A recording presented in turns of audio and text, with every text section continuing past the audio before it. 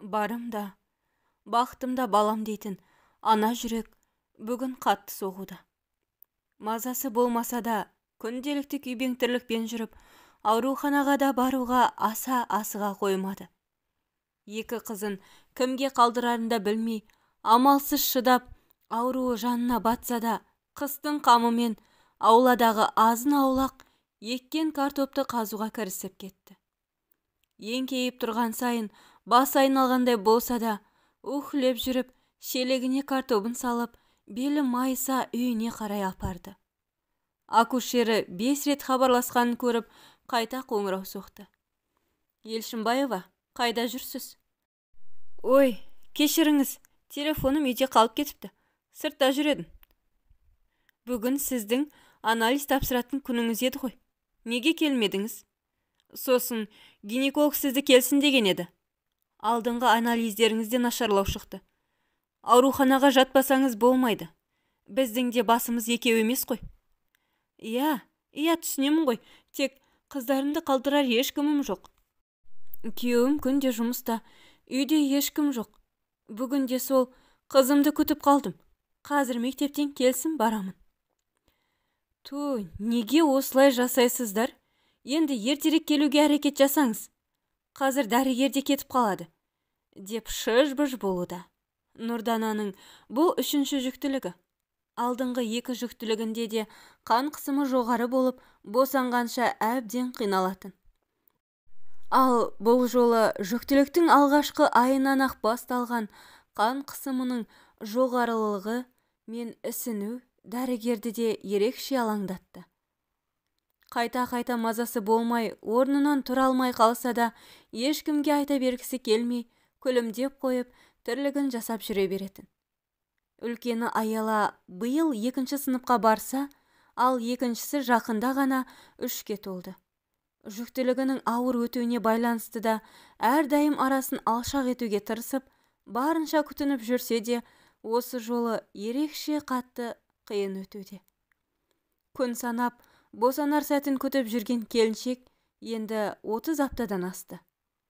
Бірақ соңғы апта жүруі де қиналып, денесінің бәрі ауырлап әрең жүр.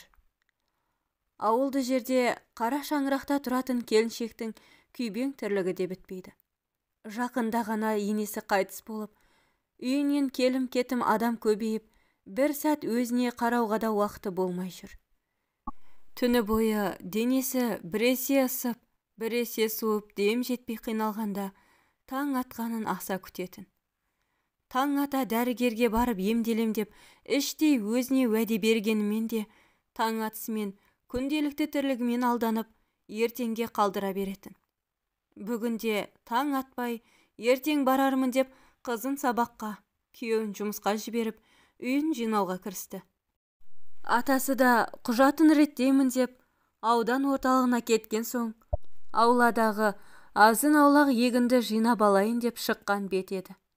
Бірақ қайта-қайта дем жетпей, басы айналып, орнында тұрып қалатын.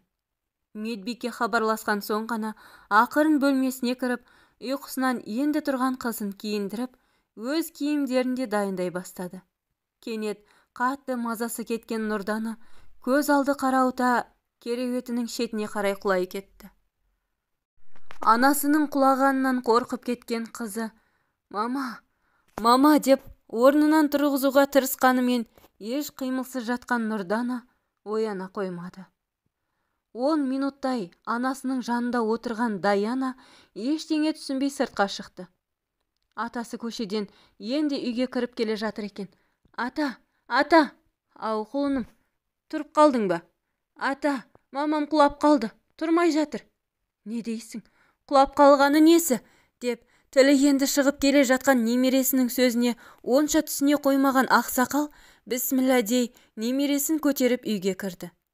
Үйге кіре өз бөлмесін көрсеткен бала жүрек өзіне түсініксіз бұл жағдайға іштей алаңдап та тұрғандай еді. Келін, жағдайың жақсы ма? деп есіктің сыртынан дауыс шығарған атасы жас жұбайлардың бөлмесіне кіруге именіп те тұр еді. Келіні дыбыс шығара қоймаған соң, алаңдаған ақсақал сыртқа жылдам шығып көршінің үйіне асығып барды. Екі көршісінің әйелін ерте үйге кірген ақсақал енді шын алаңдай бастады. Таңертең келінінің бозарып тұрған түріне алаңдап дәрігерге баруын да ескерткен еді. Енді бәрі жақсы болса екен деп алаңдап тұр. Қорқа кірген екі әйел жерде сылқ жатқан Нұрдананы көріп шоши кетті. Ішіндегі сәбиі шығып кетердей қатты қимылдап та жатыр екен. Нұрдана деп ақырын түрткенімен келіншектен еш тіршілік ізі байқалмайды. Асыға бөлмеден шыққан көршісі атаға жедел жәрдем шақыру керек, бөлмеде қимылсыз жатыр деп үрке шықты да асханадан су әкеліп бетіне шаша бастады. Жедел жәрдем келіп тексере келе жүрегі тоқтап, тіршілік нышаны жоқтығы туралы хабарлады. Бір сәтте азан-қазан шу болып, барлығы да есеңгіреп қалды. Ал кіп-кішкентай Даяна мына у-шудан қорқып, бөлменің бұрышына тығыла отырып, құлағын жауып алды. Тек бірнеше адам жабылып, анасының денесін жедел жәрдем көлігіне салып жатқанын көріп, шыңғырып, артынан жүгіре жылай кетті. Періште жүрек осы сәттен кейін анасын ешқашан көре алмасын сезгендей еді. Шыңғырып жылаған қызын әрең көндірген көршілері оны көтере өз үйлеріне алып кетті. Мектепке де көлік жіберіп, Аяланы да сол үйге алдырып, барлығы туыс-туысқанға хабар беріп тарата бастады. Еш нәрседен хабарсыз Аяла өз үйіне жиналып жатқан көпшілікті сырттай көріп, той болады деп ойлап қуанып та қалды. Аға, біздің үйде той болмақшы ма? Бәрі жиналып жатыр ғой. Үйге барайыншы. Мамама көмектесейін. Даянаға да қарау керек қой, деп аңғал қыздың сөзін ести, көзінен жасы тамып кеткен көрші ағасы тамағына тірелген өксігін ауыр күрсінумен әрең басты. Уайымдама қызым, Даяна да біздің үйде. Сендер қаз қонаққа барасыңдар. Кейін папаң барып алып келеді. Мамам ше? Не деп жауап берерін білмеген көршісі Аяланы жетектей үйге кіргізді. Даяна да Аяланы көріп жүгіріп келіп құшақтап алды. Екі бауыр бір-бірін көріп сағыныса көріскенде. Бауырлардың татулығын көрген көршісі тағы көңілі босап, ауыр күрсіне далаға шығып кетті. Ая, білесің бе, жаңа маманы уй алып кетті. Мама бөпе әкеледі енді, деп қуана әпкесін құшақтады. Көп өтпей, әкелерінің әпкесі келіп, Аяла мен Даянаны қаладағы үйге алып кетті. Ештеңеге түсінбей қалған қос қыз қыдырғандарына мәз еді. Көрінген адамға біздің мамамыз бөпе әкеледі, кішкентай әлдеге қараймыз енді, деп қуана сүйінші сұрағанда барлығы көздеріне жас ала құшақтай беретін. Ойын баласы болған екеуі бала қиялмен аналарының бөпе әкелер сәтін асыға күтіп жүр. Араға бірнеше күн салып, екеуін әкесі келіп алып кетті. Бірнеше күн үйде жырақта жүрген екеуі әбден сағынып та қалған еді. Сондықтан да әкелерін көргенде ерекше қуанып, мойнына асылды. Алақай, әкешім келді, үйге қайтамыз, бөпемізді көреміз, деп секіре жөнелді. Қыздарының сансыз сауалына не деп жауап берерін білмеген Асқар болса, жанарын жасыра ауылға қайтқанша асықты. Әпкесінің үйінен шыға қыздарының көңілін аулау үшін өздері таңдаған ойыншықтарын әперіп, тәттілермен көңілдерін аулағандай болды. Өз үйлеріне келе аналарын іздеген екеуі қуана бөлмесіне қарай жүгірді. Бірақ бөлмеде ешкім жоқ. Үйде нағашылары, туыстары бәрі жүр. Бірақ барлығы екеуін құшақтап жылай бергеніне еш түсіне алмады. Папа, мамам мен бөпе қайда? Неге бәрі жылап жүр? Деп түсінбей қалған Аяла көңілсіз әкесіне келді. Қызым, кел отыр. Саған бір маңызды әңгіме айтамын. Тек жылама, жарай ма? Жарайды, деп түсінген кейіп танытып, әкесінің алдына келіп отырды. Терең күрсініп, көзіне келіп қалған жасын әрең басып, дауысы дірілдей: «Қызым, ақылдым, мамаң енді келмейді. Ол енді бізді тек аспаннан бақылап отырады, ал біз оны тек есімізге алып жүреміз. Бөпеміз ше? Ол да», деп көзіне келіп қалған жасын тоқтата алмай қалған Асқар қызын құшақтап алды. «Өзіңе кел, Асқар. Олай балаларды қорқытпа. Басыл енді. Осылар үшін мықты болу керексің енді», деп әпкесі арқасынан қағып Аяланы өзіне қарай тартты. «Әпке, сонда мамам да апам сияқты аспанға ұшып кетті ме?» «Иә, күнім. Енді ол сендерді аспаннан бақылап отырады. Ол әрдайым сенің мына жүрегіңнің ішінде болады», деп нәзік қолын жүрегіне қойып көрсетті. Бір түрлі көңілсіз күйді сезінген Аяла бәрі жалған болса ғой дегендей айналасынан анасын іздеп қояды. Ана әр бала үшін өміріндегі ең маңызды тұлға.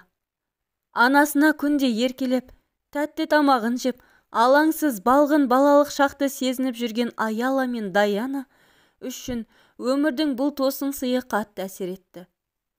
Бір сәтте екеуі де есейіп кеткендей еді. Күндіз ойынға алаңдап, сыртта алаңсыз жүргенімен, кеш бата қос бауыр бір-бірін құшақтап, аналарына деген сағынышын үнсіз басатын.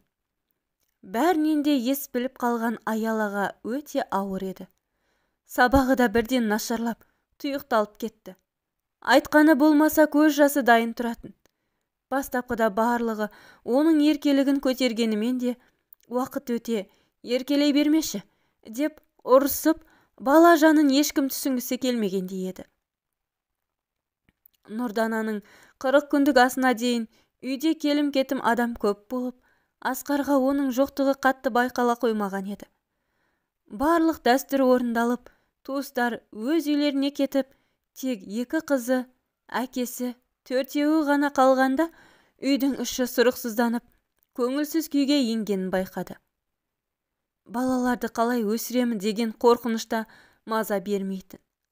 Неше түрлі ойлар құрсауында өзін әрең ұстайтын Асқар бұл жалғыздығын көпшілік арасында ғана жеңе алатын.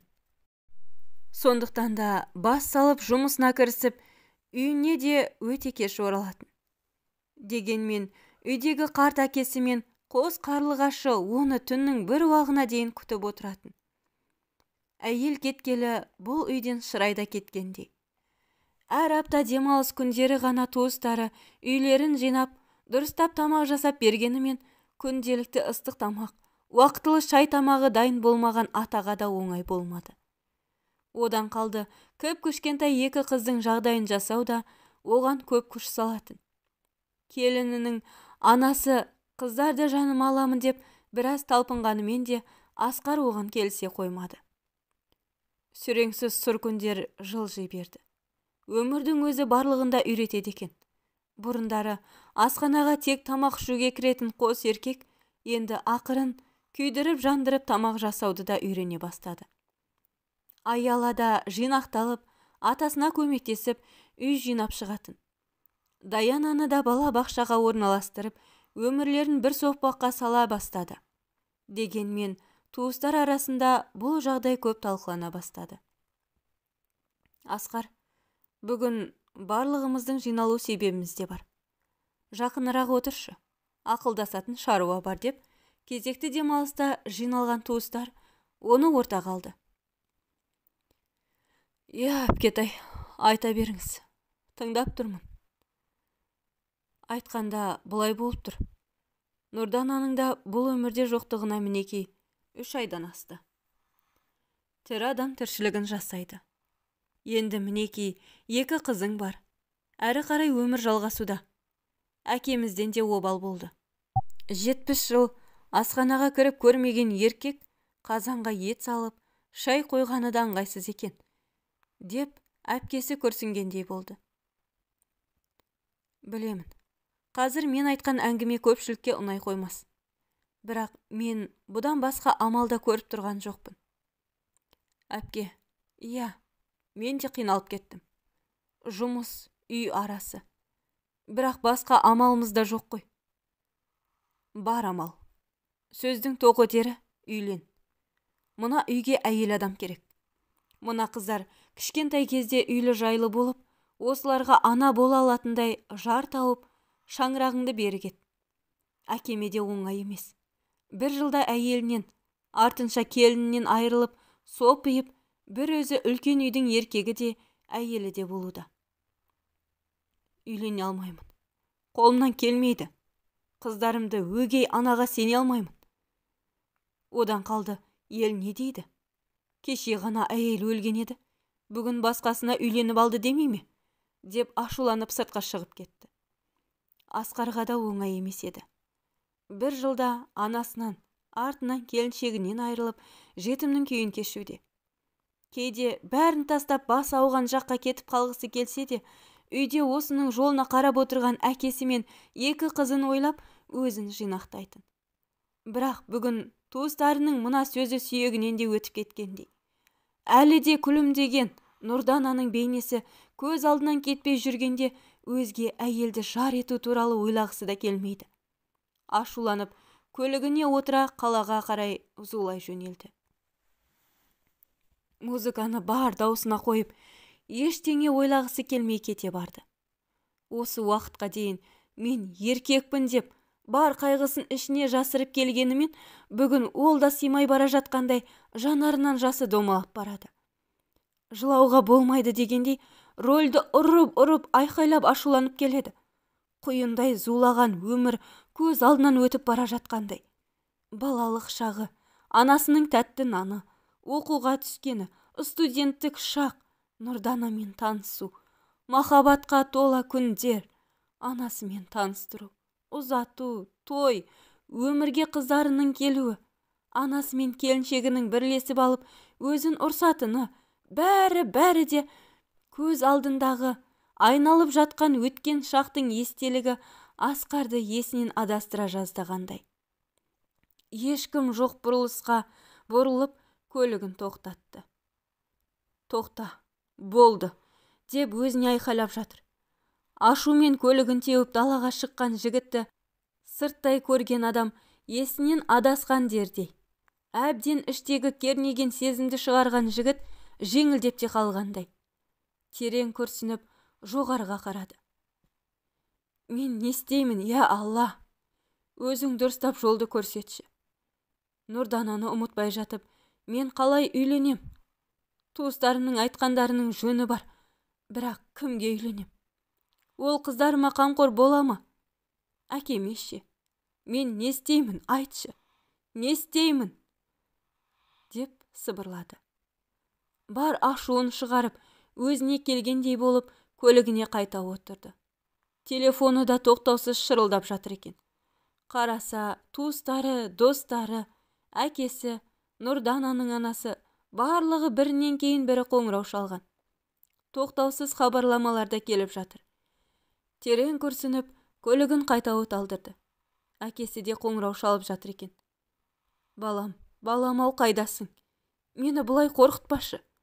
Енді сенен айырылсам мен қалай шыдаймын? Деп кемсеңдеп жылап жатыр екен.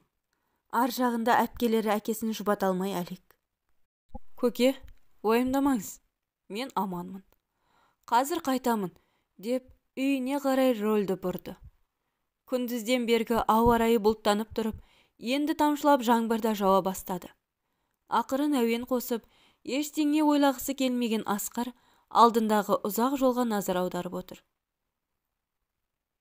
Күнімді сөндірді, қызыл да жасыл гүлімді солдырды. Ол мені жалғыз қалдырды. Алматы бүгін жаңбырлы, деп Қуандық Рахымның әні де ақырын дәл осы сәтті сипаттап тұрғандай еді.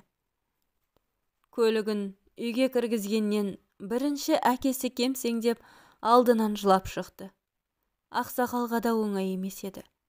Бір жылда қатарынан қос жаннан айырылу, кішкентай екі қызға қамқорлық жасау.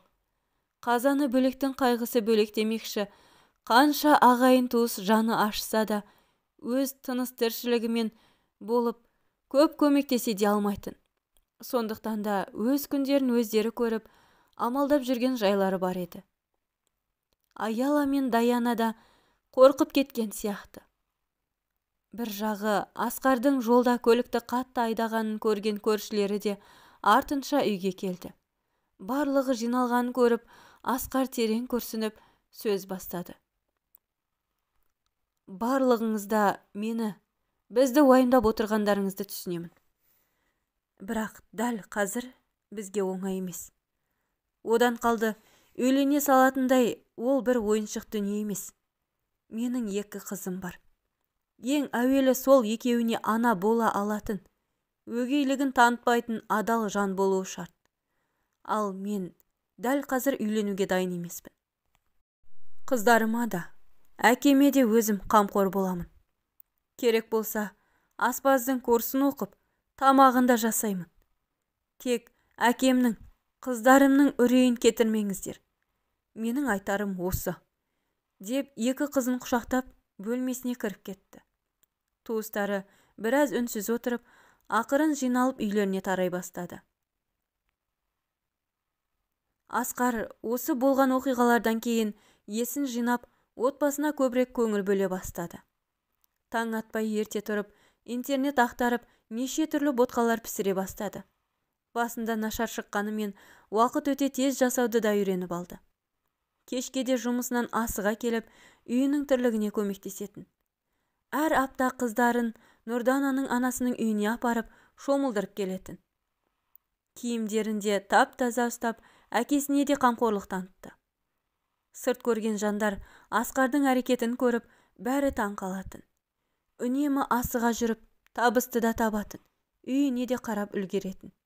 Дегенмен, бұл өмірде жалғыздық тек Аллаға ғана жарасады демекші, барлығы да оның теңін табуына тілекші болатын.